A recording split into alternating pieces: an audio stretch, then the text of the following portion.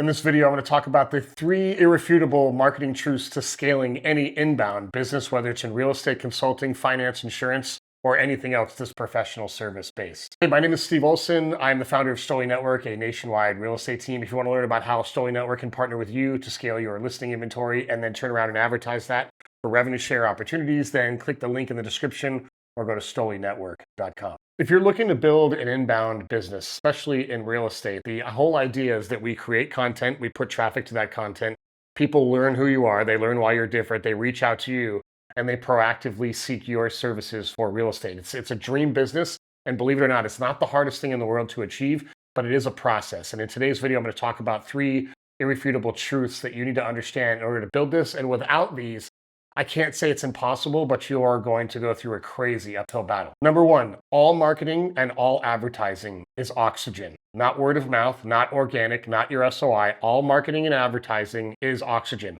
Let me give you 2 from a different perspective. If you were a dentist or a chiropractor or any type of a retail style shop that offered professional services in exchange for money, nobody's going to go and, sign a 5-year lease at 20 grand a month and then invest $250,000 in equipment, hire all these employees, paint the office, get everything ready, and on grand opening day, walk out the front door and say, well, I hope my brother decides to come here and get his teeth cleaned and roll the dice and then just work their street. Like, nobody does that. They immediately turn on ads. They immediately turn on marketing. They immediately run radio. They do TV. They do direct mail. They do door knocking. They do phone outreach. They do everything that they can, because every minute that storefront is open that doesn't have people walking through the front doors, that company is losing money. So in your business, it can be really easy to say, well, I work by referral only. But if you don't have a marketing and advertising platform to generate those referrals and have a solid base that's coming through, the business never grows. Number 2, and I got this a long time ago from Frank Kern, and that is a rising tide lifts all ships. And what I mean by that is a good organic content strategy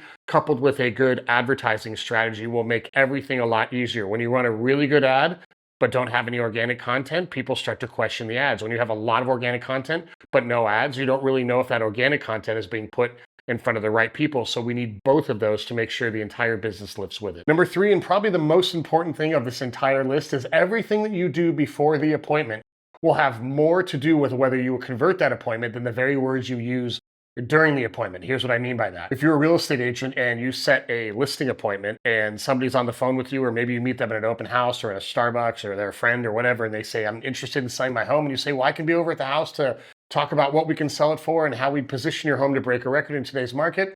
How does Thursday at 4 sound? And they're like, yeah, Thursday at 4 is great. And this is Monday, right? So between Monday, Tuesday, Wednesday, and Thursday at 4, there's a lot of dead time when a couple things happen. Number 1, that client has all that time to think.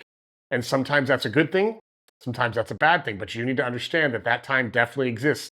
They have all that time. They're going to start researching. They're going to start Googling. They're going to tell other people, I'm meeting with a real estate agent, which means other people are going to say, oh, you're meeting with a real estate agent? You should talk with my friend, or my husband's a real estate agent, or whatever. All these things are going to happen in between Monday and Thursday. And what you do in that time while warming them up will exclusively dictate the outcome of that appointment. So one of the things that I would consider right now is, are you putting anything in the mail? Are you retargeting them? Is there an email sequence that's going out? Are there SMS reminders? Is there an onboarding or a pre-appointment survey that you are sending them? And I don't mean like 20 questions around selling your home. I mean, like, what's the most important thing that you and I should be talking about during our time together? A really easy hack is to have your admin. And if you don't have an admin, just have somebody else in your office do it. Call them. Hey, my name is Steve Olson. I work with Bob Jones. Bob wanted me to call you really quick and just get a couple things lined up before our appointment together Thursday at 2 o'clock. Is that okay? Yeah, it's totally okay. Awesome. What would you say is the most important outcome of that meeting with Bob? Oh, well, we want to know X, Y, and Z. Awesome. And he wanted me to ask you how many other people you're interviewing for the job of selling your home. Okay, you're interviewing 2 other people. Have those interviews already happened? No, they haven't. They're happening after ours. Fantastic. And in a perfect world, if you could get your dream price with the dream terms, when do you think you'd like to have your home listed by? And they're going to say, well, in a perfect world, we'd like to have it listed by July 1st. Okay, I've written all this down. I'm going to give it to Bob. I will make sure that he comes prepared to your house to get all this addressed along with everything else we do when selling your home. Are there any questions that you have for us before we meet together Thursday at 2?